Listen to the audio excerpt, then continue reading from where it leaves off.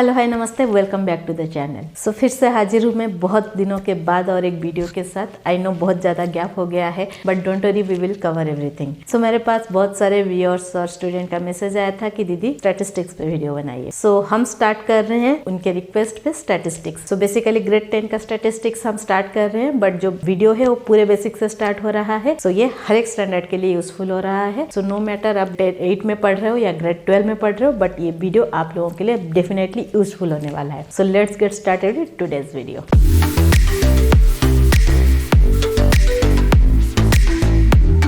सो जैसा कि मैंने बोला, हम स्टार्ट कर रहे हैं स्टैटिस्टिक्स। सो स्टैटिस्टिक्स क्या है? सुन के लगता है कि बहुत बड़ा एक टफ जॉब है स्टैटिस्टिक्स। नो, स्टैटिस्टिक्स टफ नहीं है। स्टैटिस्टिक्स ऑलवेज हमारे काम को आसान बनाता है। अगर मेरे पास बहुत बड़े बड़े डेटा है, उसको कैलकुलेट करने के लिए स्टैटिस्टिक्स हमें हेल्प करता है, तो हमें हेल्प करता है, हमारे काम को डिफिकल्ट नहीं करता, आसान बनाता है। बट जरूरत है कि हम उसका सही तरीका, the method of use of statistics हमें आना चाहिए, तो चीजें हम लोगों के लिए आसान बन जाएगी। पहले भी मैंने बोला है कि जब हम किसी चीज में बहुत अंदर तक घुसते हैं तो हमारे दिमाग में वो बहुत अच्छे से बैठता है और बहुत आसान बन जाता है। सो स्टार्ट करते हैं स्टैटिस्टिक्स। सो स्टैटिस्टिक्स के हर एक पार्ट को मैं एकदम ब्रेक डाउन करके आपको सिखाऊंगी, बहुत इजी होने वाला है। तो जो फर्स्ट पार्ट है स्टैटिस्टिक्स का, वो है डेटा। अब ये डेटा क्या है? जब मैं कैलकुलेशन कर रही हूँ, सो स्टैटिस्टिक्स का बेसिक मीनिंग है एनालिसिस ऑफ डाटा। सो जो हमारे पास बहुत सारे डेटा है, बहुत सारे नंबर्स हैं, उसको हम एनालाइज करते हैं, उसको हम बोलते हैं स्टैटिस्टिक्स। वो स्टैटिस्टिक्स हमें हेल्प करता है उसको एनालाइज करने के लिए। सो उसमें जो प्राइमरी सोर्स है वो है डेटा। सो हमारा फर्स्ट रिक्वायरमेंट डेटा है। सो ये डेटा कहाँ से लेना है हमें? सपोज मुझे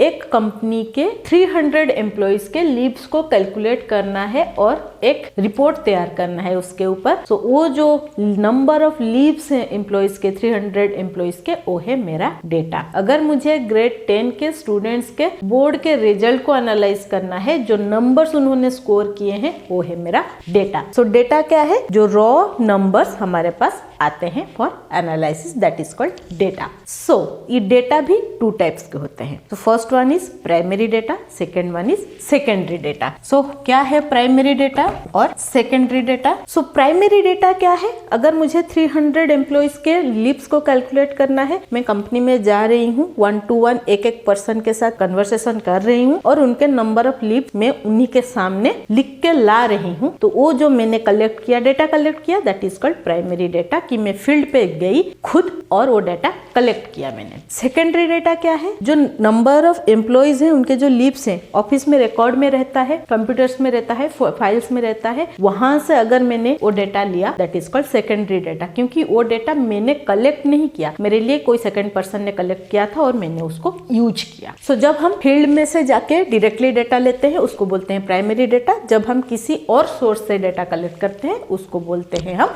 secondary data. So I hope अभी आपको डेटा और प्राइमरी सेकेंडरी डेटा के बीच में डिफरेंस समझ में आ गया होगा। अभी हम चलते हैं उस डेटा को एनालाइज कैसे करना है, जो इम्पोर्टेंट पार्ट है कि उसको एनालाइज हम कैसे करेंगे। सो मैं एक एग्जांपल देख के आपको पूरे प्रोसेस समझाती हूँ। जो स्टेप्स है, स्टेप बाय स्टेप आपको यहाँ पे वीडियो में भी मिल जाएगा, सारे स्टेप्स आपको डिस्क्रिप्शन बॉक्स में भी मिल जाएंगे। सो आप कहीं से भी उसको अपने नोटबुक में लिख सकते हो। सो आप लोगों के लिए बहुत ईजी हो जाएगा। So let's start the analysis part. So आपको जैसा कि बोर्ड पे दिख रहा होगा, बहुत सारे नंबर्स लिखे हुए हैं। सो ये जो नंबर्स है, अभी हमारे पास ये है रॉ डेटा। अब जो डेटा हमने कलेक्ट किया, वो रॉ डेटा कलेक्ट किया, वो किसी भी मैनर में हमारे पास किसी अरेंज्ड ऑप्शन से नहीं आया है। हमें बस नंबर्स दे दिए गए, एनालिसिस करने के लिए दिया गया, बट हमें सिर्फ रॉ नंबर्स दिए गए, वो अरेंज्ड नहीं दिए गए। सो जो फर्स्ट स्टेप है हमारा स्टैटिस्टिक्स का, the very first step is to arrange those data. अगर हम अरेंज नहीं कर रहे हैं डेटा को और डायरेक्टली कैलकुलेशन स्टार्ट कर रहे हैं, एनालिसिस स्टार्ट कर रहे हैं, देन डेफिनेटली हम रॉन्ग प्रोसेस में जा रहे हैं और हमारा कैलकुलेशन गलत होने वाला है। सो फर्स्ट थिंग, हमें डेटा को अरेंज कर लेना चाहिए। अरेंज करने के बाद एकदम नीट एंड क्लीन कैलकुलेशन होने वाला है और बहुत इजीली हमें आंसर्स मिलने वाला है। सो पहला स्टेप क्या करते हैं? डेटा को अरेंज करते हैं। सो अभी ये डेटा को अरेंज कैसे करना है? अरेंज करने के दो तरीके हैं, या तो असेंडिंग ऑर्डर में अरेंज करो या तो डिसेंडिंग ऑर्डर में। असेंडिंग ऑर्डर क्या है, पहले सबसे स्मॉलेस्ट नंबर लोएस्ट नंबर को लिखो और उसको इंक्रीजिंग ऑर्डर में सजाते जाओ, या फिर सबसे हाईएस्ट नंबर को लिखो और डिक्रीजिंग ऑर्डर में सजाते जाओ। एज सिंपल एज दैट, जो ऐसा नॉर्मली हम असेंडिंग डिसेंडिंग ऑर्डर लिखते हैं। सो मैं यहाँ पे असेंडिंग ऑर्डर में लिख रही हूँ, आप डिसेंडिंग ऑर्डर से भी कर सकते हो, नो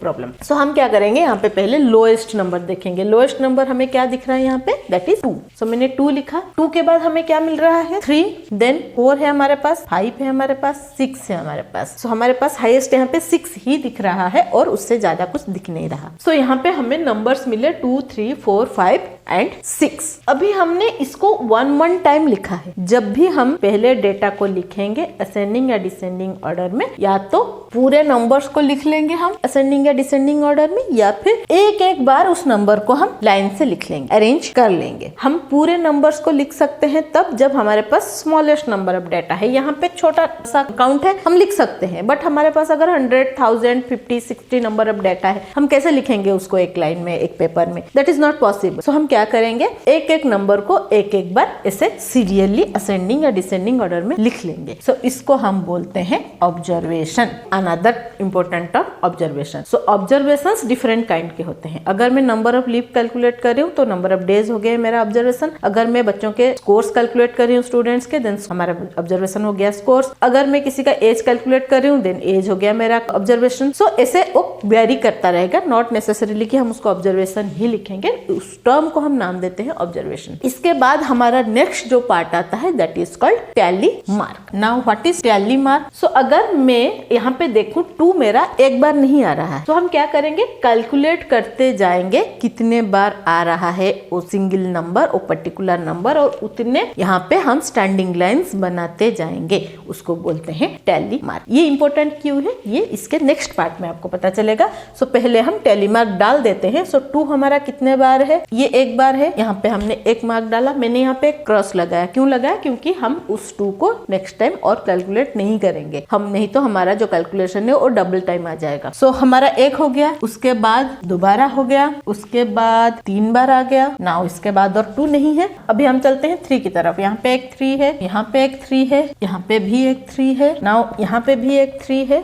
यहाँ पे भी एक 3 है। अभी हमारा 3 आ गया 5 बार। अभी हमारे पास यहाँ पे जो 3 है वो 5 बार आ गया। तो इसको लिखने का एक अलग तरीका है। कैसे लिखते हैं, हम जो 3 है उसको 4 बार लिख लेंगे। जो 5th वन है उसको हम यहाँ पे टैली मार्क नहीं डालेंगे, स्टैंडिंग लाइन नहीं डालेंगे, उसको हम यहाँ पे क्रॉस करेंगे। सो ये बन गया मेरा bundle of 5। So this is called as bundle of 5। So इसको हम काउंट करेंगे 5, 4 काउंट नहीं करेंगे, उसको 5 काउंट करेंगे। Now coming to 4। सो 4 हो गया 1 time, now 2 time, 3 time. Now coming to 5, 1 time, 2 time, 3 time, 4 time, 5 time. Again यहाँ पे भी 5 टाइम आ गया, तो यहाँ पे मैंने क्रॉस कर लिया। अभी यहाँ पे और एक 5 है, तो उसको हम क्या करेंगे, यहाँ पे ऐड करेंगे। सो हमारा एक बंडल ऑफ 5 और उसके साथ एक ऐड हुआ। इसको लिखना कैसे है बाद में मैं आपको बताती हूँ। नेक्स्ट हम आते हैं 6 पे। 6 आ गया 1 टाइम, नाउ 2 टाइम, 3 टाइम। अभी हमें टैली मार्क क्यों डाल रहे हैं, ताकि हमारा जो नंबर्स है कितने बार रिपीट हो रहा है उसमें एरर ना हो। हम वहाँ पे क्रॉस करते गए और यहाँ पे एक एक लाइन डालते गए, तो हमारा काम आसान होता गया। हमें बाद में क्रॉस चेक करने की जरूरत नहीं पड़ेगी। सो अभी हम क्या करेंगे, नेक्स्ट हमारा जो पार्ट है that is important one called as frequency.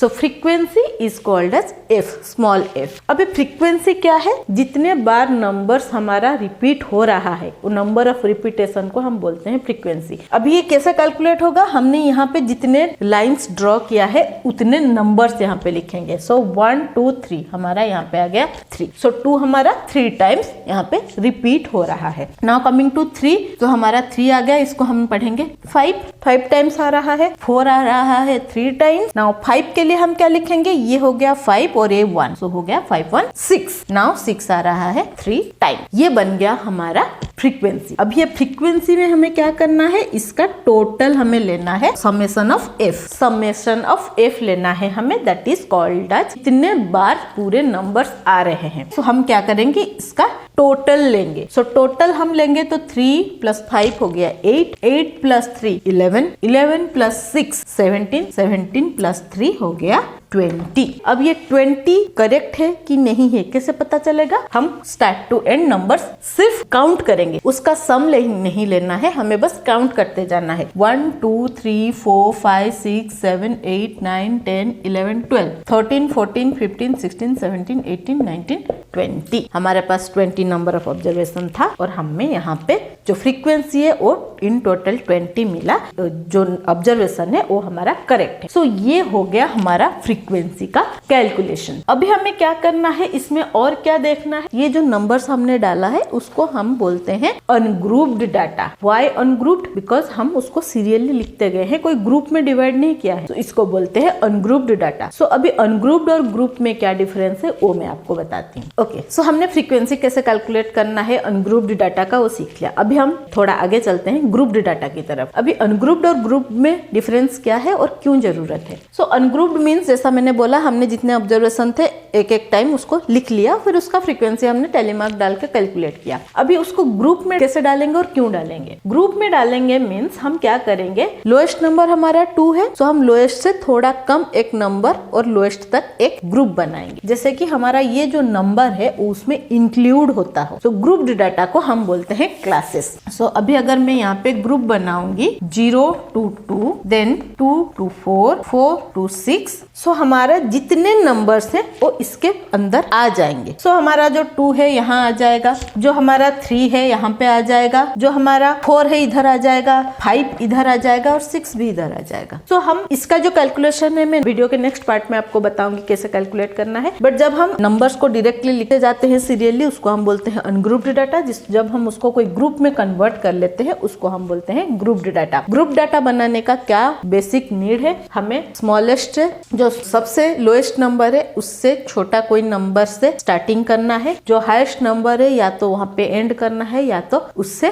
थोड़ा आगे जाके एंड करना है। सो ऐसे हमें ग्रुप बनाने हैं। यहाँ पे छोटा सा नंबर था, ऑब्जर्वेशन नंबर ऑफ ऑब्जर्वेशन छोटा था, तो हमने 2-2 के ग्रुप बना है, 0 to 2, 2 to 4 ऐसा बना है। अगर मेरे पास 1 to 100 तक के नंबर्स हैं तो मैं क्या करूंगी, तो मैं यहाँ पे 0 to 5, 5 to 10 ऐसे 5-5 के ग्रुप बना सकती हूँ, या फिर 0 to 10, 10 to 20 ऐसे 10-10 के ग्रुप बना सकती हूँ, या फिर 0 to 25, 25 to 50, 25 के ग्रुप बना सकती हूँ, 20 नंबर्स के ग्रुप बना सकती हूँ। डिपेंडिंग ऑन द डेटा हम कोई भी नंबर ऑफ ग्रुप बना सकते हैं, but the basic need is ये जो डिफरेंस है दोनों ग्रुप के बीच में वो सेम होना चाहिए। हम जितने भी ग्रुप बना रहे हैं वो उसके बीच में जितना हम डिफरेंस डाल रहे हैं वो डिफरेंस सेम होना चाहिए। यहाँ पे 0 to 5 मैंने लिया है तो यहाँ पे मैं 6 to 9 नहीं ले सकती। अगर मुझे 6 से स्टार्ट करना है 11 पे एंड करना है, तो जो डिफरेंस है इनके बीच में वो सेम होना चाहिए। सो यहाँ पे अगर डिफरेंस 5 आ रहा है तो यहाँ पे भी डिफरेंस 5 आना चाहिए। 6 से स्टार्ट किया तो 11 पे एंड होगा, 11 से स्टार्ट हुआ तो जाके 16 पे एंड होगा। सो हमारा जो डिफरेंस है वो 5-5 आना चाहिए। अगर 10-10 ले रही हूँ, हर एक का डिफरेंस 10 आना चाहिए, जैसे यहाँ पे हर एक का डिफरेंस 2 आ रहा है। सो जो difference between first observation and next observation class का है उसके बीच में हमें डिफरेंसेस सेम आना चाहिए। तो इसको बोलते हैं हम ग्रुप्ड डाटा और इसको बोलते हैं अनग्रुप्ड डाटा। सो जो नेक्स्ट पार्ट होगा वीडियो का बहुत इंटरेस्टिंग होने वाला है। हम जो ग्रुप डाटा है उसके बारे में बहुत इंटरेस्टिंग फैक्ट्स जानने वाले हैं, बहुत इंपॉर्टेंट चीजें सीखने वाले हैं। सो बने रहिए मेरे साथ, stay tuned with maths magic. जाने से पहले don't forget to subscribe the channel because I believe we will achieve your goal together. Subscribe करने के बाद बेल बटन को क्लिक करके ऑल ऑप्शन को सिलेक्ट कर लीजिए ताकि आने वाले सारे वीडियोस की नोटिफिकेशन आपको मिलते रहे, कोई इंपॉर्टेंट वीडियो मिस ना हो जाए। लाइक शेयर करना ना भूले ताकि बाकी लोगों को हेल्प होता रहे। मिलते हैं और एक इंटरेस्टिंग मजेदार स्टैटिस्टिक्स के वीडियो के साथ। Till then bye bye.